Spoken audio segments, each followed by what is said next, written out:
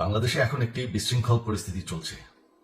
সারা দেশে আমাদের ভাঙচুর হচ্ছে, লুটপাট হচ্ছে, আমাদের শহরের বাইরে আমাদের নেতাকর্মী, আমাদের আওয়ামী লীগের নেতাকর্মীদের উপর হামলা চলছে, অনেকে হত্যা করা হয়েছে। এই পরিস্থিতিতে আমি বলতে চাই, আওয়ামী লীগ হচ্ছে বাংলাদেশের সবথেকে পুরাতন গণতান্ত্রিক এবং সবথেকে বড় দল। আওয়ামী লীগ কিন্তু মরে যায়নি। আওয়ামী লীগ এই দেশকে, বাংলাদেশকে স্বাধীন করেছে। আওয়ামী লীগকে শেষ করা সম্ভব না। আমরা বলেছিলাম যে আমার পরিবার আর রাজনীতি করবে না, তবে আমাদের নেতাকর্মীর উপর যেভাবে হামলা হচ্ছে, এই পরিস্থিতিতে আমরা হাল ছেড়ে দিতে পারি না।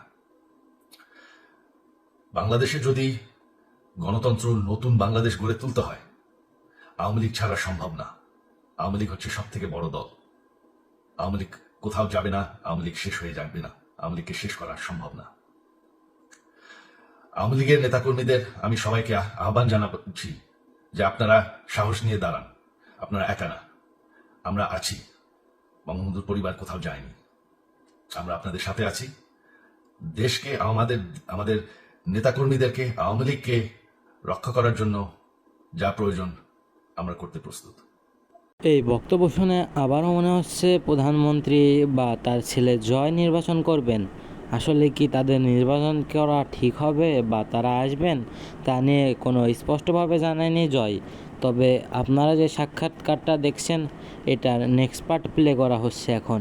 এই যে আমাদের বর্তমান যারাই আছে ক্ষমতায়, তাদেরকে আমি বলবো যে আমরাও একটি গণতান্ত্রিক, শৃঙ্খল, নিরাপদ বাংলাদেশ চাই, জঙ্গিবাদ মুক্ত। তার জন্য আমরা সবার সাথে আলোচনা করতে প্রস্তুত। শুধুমাত্র তারা যদি জঙ্গিবাদ এবং ভায়োলেন্স বাদ দেয়। শেখ হাসিনা মরে যাননি, আমরা কোথাও যাইনি। বাংলাদেশ আওয়ামী লীগ ছাড়া গণতন্ত্র, নির্বাচন সম্ভব না।